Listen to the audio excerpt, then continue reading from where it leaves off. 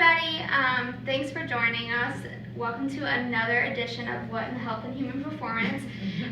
Today we are going to be talking about Human Development and Family Sciences degree, Family and Community Services. Today we have our academic advisor, Ms. Brandi Harris.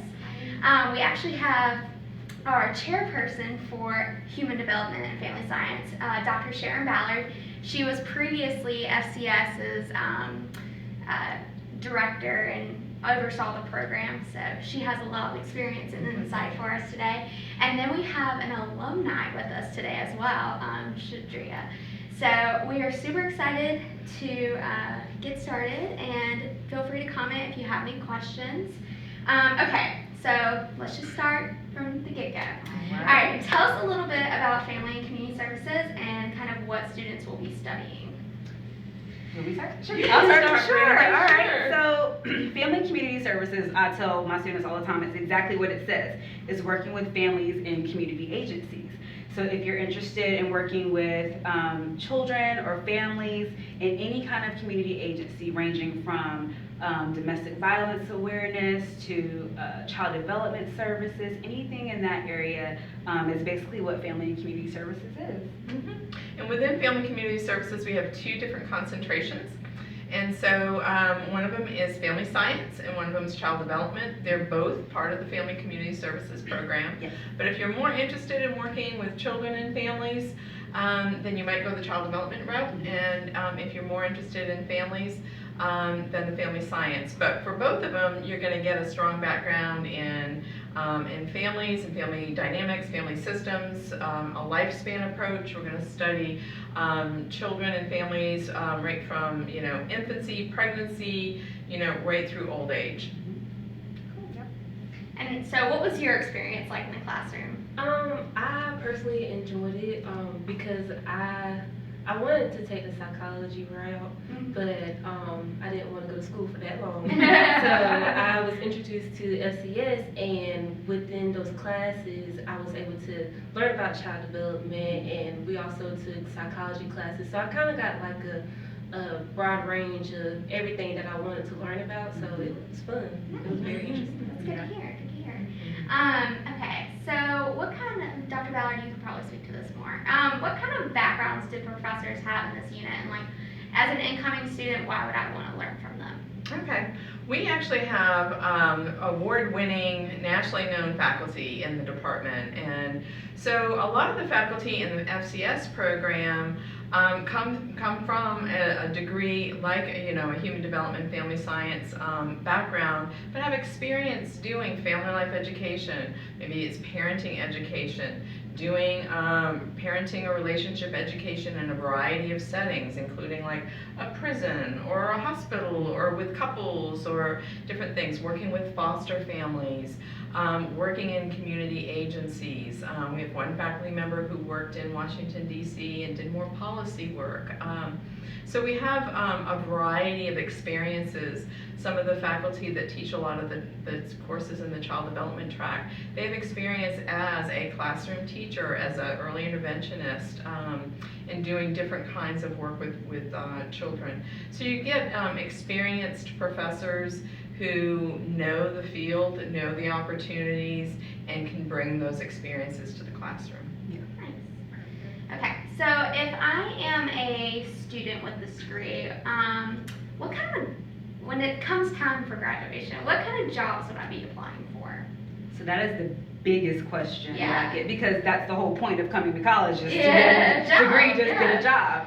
So I like to tell students that FCS is so cool because there's a broad range of things that you can do, ranging from parent education, working in domestic violence prevention, child advocacy, public policy, child development specialist. You can work with military families as a consultant. I mean, just so many different things that you can do. It's really just about looking for them and finding them and talking to other people to see things that they've done, other alumni, and see the routes that they've taken. And also, I also tell students to talk to our career center because we have really good career advisors that can give some good advice on things that you can do as well. But FCS has a really broad range of jobs that you can get into. Yeah, and part of the requirement for this degree is an internship, and so that internship is the last semester of the program. And that's a good opportunity to really get some hands-on experience. Yes. And many of our students are hired at that point, or it solidifies the type of work that they want to Yes. do. And so then they have a better idea of what type of job they want to go into. And so and we have students doing a wide variety of internships. We have a lot of different community partners.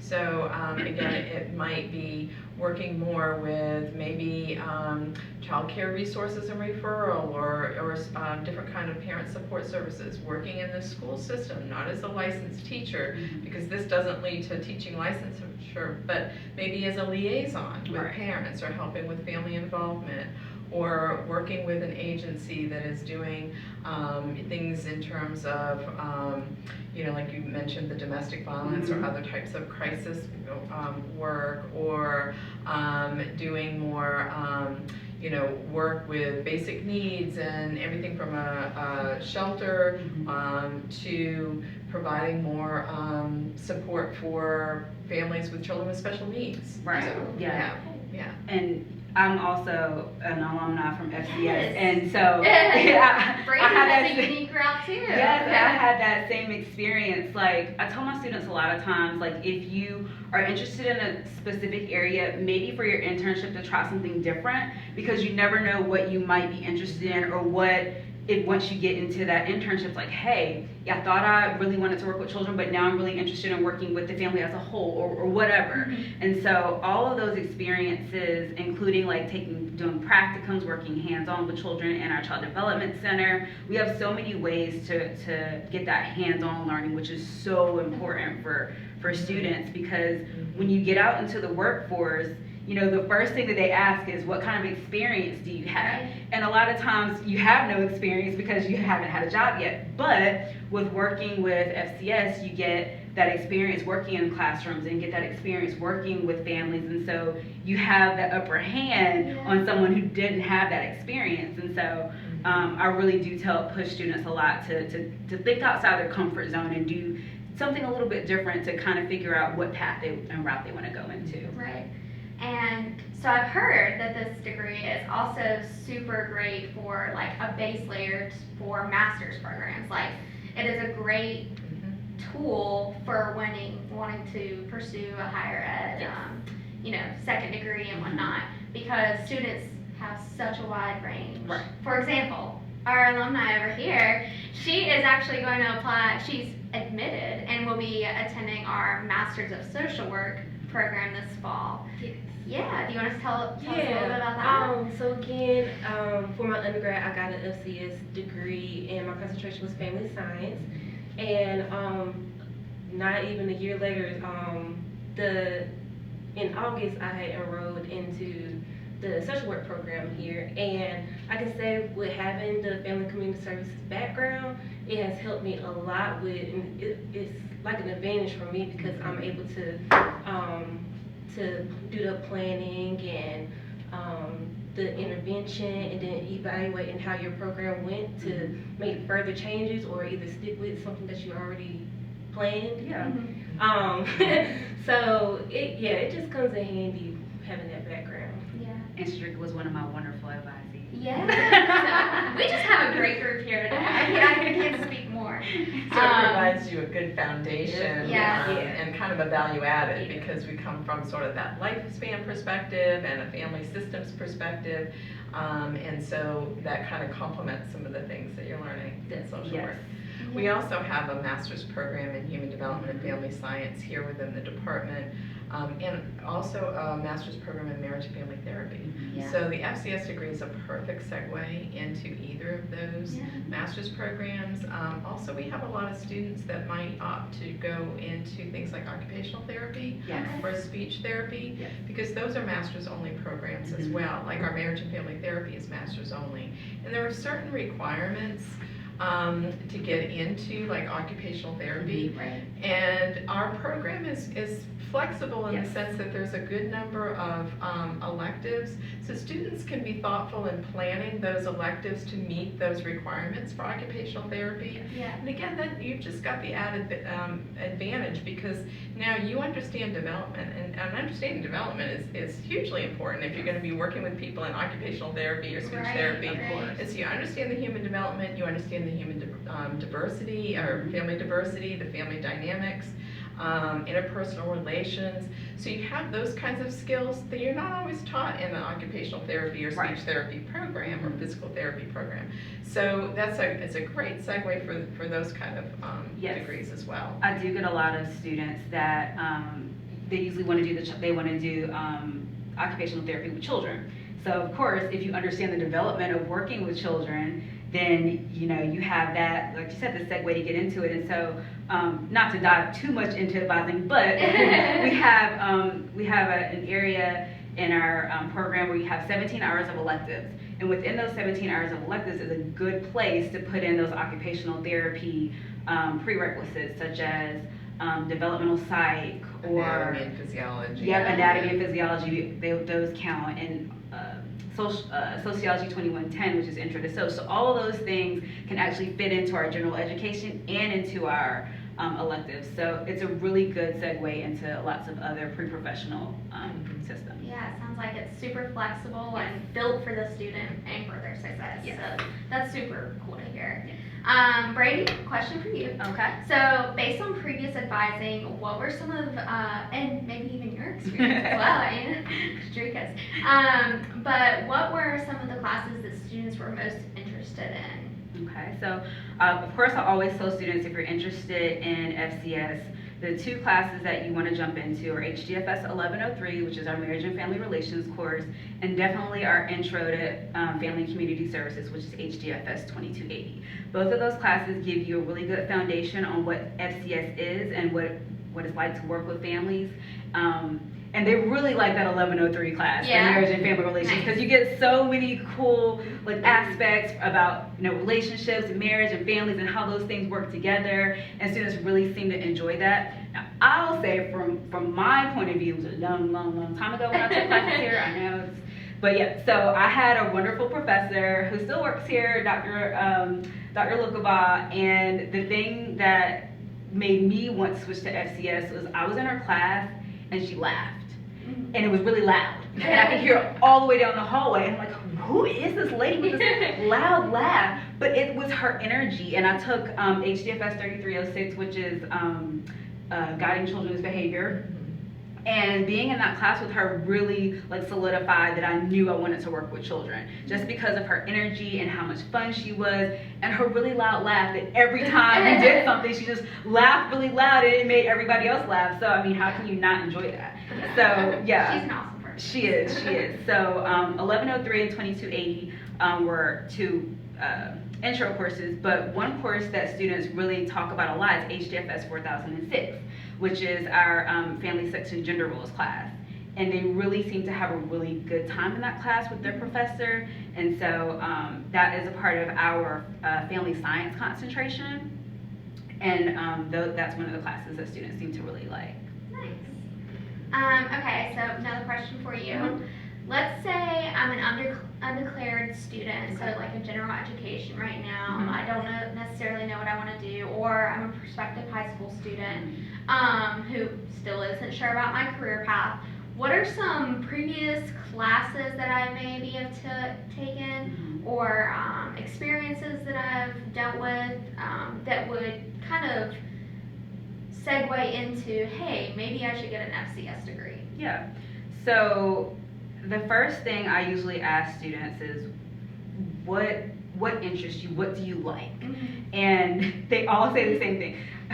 I like working with kids. That's what everybody says. Or I want to help people, or I want to, work with families or whatever. So usually it's the basic, I want to work with kids and I want to help people. You know what? FCS is for you. If you want to help people, that's what we're here to do. We're here to help teach you how to help others.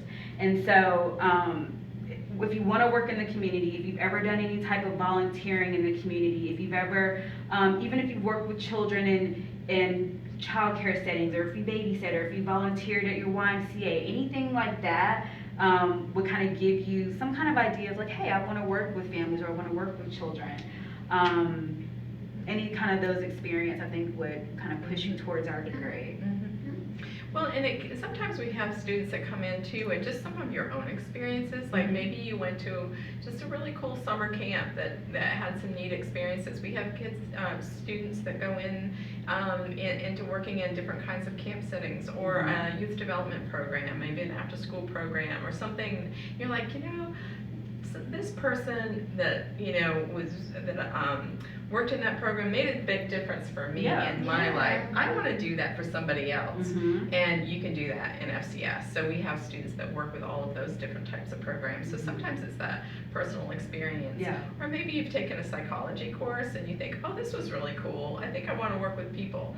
Well, our major is going to be more hands-on. And if you really want to work with people, it might be a better fit, and then you can take those psychology classes that can complement. You can do a minor as part of the FCS degree, and psychology can be a really good minor, but you're going to be able to immediately get a job working with people upon your graduation. You don't have to go on and get a master's degree or an advanced degree. So there's lots of different types of jobs that you can get. What was your experience like? How did you know that you wanted to do FCS? Well, I was one of those students that was just like, I don't know, I just We've all been there. It's okay. We've all been there. Exactly. I came to ECU being an intended child life major, but I didn't get into the program. So I came to Miss Harrison shambles because I just didn't know what I wanted to do. And she was asking me, well, what are you interested in? I was just like, I just know for a fact that I want to help people. So that's when she told me about FCS, and when I changed my major and I started taking the classes, I was sitting there like, wow, I'm really learning, and I'm enjoying learning this stuff. So at that moment, I knew that's where I wanted to be at. Yeah, that's awesome. I think I get that a lot. I feel like if you can just grab them with those first couple of classes, then it's like, yeah, this is it. Because I get, so many people do that. It's like, yeah, I really like that 1103 class, or I really like 2280. I think I want to stick with this major. And so that's kind of like all she wrote there. We just got to grab them and then we get them in. Well, we have such good faculty. And there are so many opportunities. Both within the program, but then after you leave in terms of career. And one thing we mentioned before is that we really look at people across the lifespan. So a lot of people want to focus on children, but we take a family-centered approach. So if you're working with children, you're working with a family. And so it's important to understand development across the lifespan. And there are so many opportunities in working with older adults too. So we have students that may go and work in like an assisted living facility, or for the Area Agency on Aging, and lots of good opportunities there. Or bridging the two and doing intergenerational programming. Children or teens with older adults. And how cool is that? And really can be learn from each really other. life-changing. So lots of cool things you can do. Nice. Sadrika, what was your favorite aspect of ECU and or this program? My favorite about the ECU and the program was the fact that I was able to reach out to my professors and my advisor. It may seem intimidating to talk to the professors, but they're really there to help us. And if we needed that one-on-one time to like really understand like a topic, or we were in need of extra credit or something like that, they're always there to help us and just trying to get us back up on our feet. So I really do appreciate that. And even though they're not counselors, we can always go to them and, just vent to them if we need to, and they'll understand and just, just be very supportive. So that's what I really loved about this program. Yeah, that's awesome. Let's see. All right, question for all of you guys. Best piece of advice for incoming students? She took my best piece of advice. That was my best. Seriously, like I completely agree with her. I think for incoming students, a lot of times you're intimidated, being in a classroom, especially from going from high school to college, where you may have only had 20 to 30 people in a classroom, and you may have 60 people in a classroom. And you kind of feel like, nobody's gonna listen, or I'm just one of 100. But I personally feel like that's not true, because your professors will take time out to listen to you. They will take time out to talk with you. If you need them, you know, they're there. And I think that's the biggest thing, is communicating with them and not being afraid, even if you're not doing well, to still go and talk to them, because they may be able to help you or give you some tips and guidance. And I think that sometimes students get kind of scared and feel intimidated, but there's no need to, because that's what your professors are here for. They're here to help you They and were to in guide that you. role at one point in time too. Exactly, So, exactly. So that's my biggest piece of advice, just to talk to your professors, talk to your advisor. We're here for your success. That is the reason that we're here, and so to talk to them when they have a problem. nice.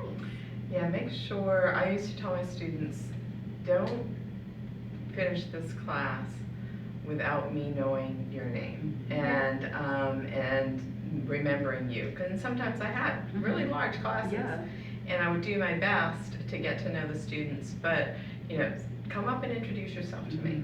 And, you know, sit in the front, talk Yes. and then it is easier to develop those relationships, and you've got faculty who know you, who can write really good letters of recommendation for you. And so that's helpful as you're going out and applying for whether it's your internship or your job or graduate school. And so that is important. That's very important. You know, the other bit of advice is there are opportunities for service learning, volunteering, you know, work study, on-campus jobs, study abroad, student organizations. There's just so many different opportunities. Take advantage of those opportunities, and those can really help you with your, you know, career goals and making those relationships. So I think that's important. Yeah. Awesome. Yes. Is there anything I missed that we think our friends and incoming people should know, maybe, or anything else you guys want to mention? I'll just say just trust yourself, be confident. Yeah. You know, and like, for example, I used to always sit in the back of the class, but then I realized, well, if I sit in the front, then maybe I'll pay attention more, and then I'll be more vocal. Because I used to be very quiet, wouldn't say a word.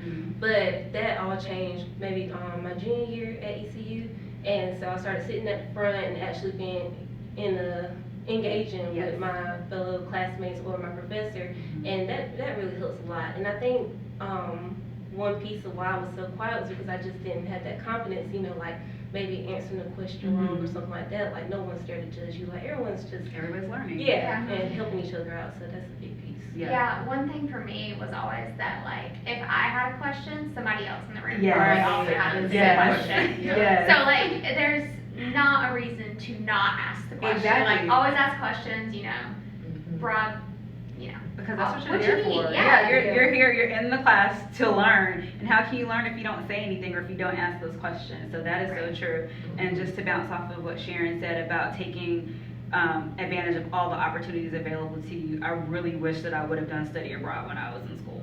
And they have really awesome study abroad opportunities at HDFS. I know that last year, or not last year, before COVID, that they, I don't know if it was you or if it was Sandy, where you went like in a forest, there were children and they were... It was Sandy and I, Dr. Lincoln and I took a group of students to Denmark and Sweden, and we studied some of the early childhood education practices there, and it's called the Forest Kindergarten, where the children spend the majority of their time outside and just doing exploring nature and so being, cool. you know, doing all their activities outside. Just very, very cool. Yes. And so there's a lot of those short-term study abroad programs that are just a couple of weeks. There's opportunities certainly at ECU to do a semester abroad as well. And sometimes students are like, oh, that might just be too much. Well, there are 2-week programs, or some of them maybe 8 days or 3 weeks, or and we do a lot of them, like you said, here in the department, but there's others on campus.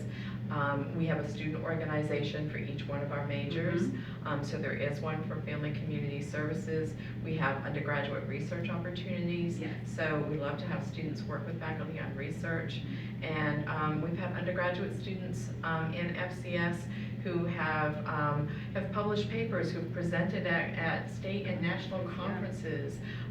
Really cool opportunities that not only can look good on that resume Yeah. and help you with the job, Yes. but are just enriching experiences that add to your education, Mhm. that help you to know maybe what your next steps are, Right. those sorts of things. And meet people. And Exactly. meet people. Exactly. And Yeah, meet people. so. Definitely. Establishing relationships. Exactly. Yeah, developing leadership skills, Yes. all of those kinds of things that can really set you apart. Yes.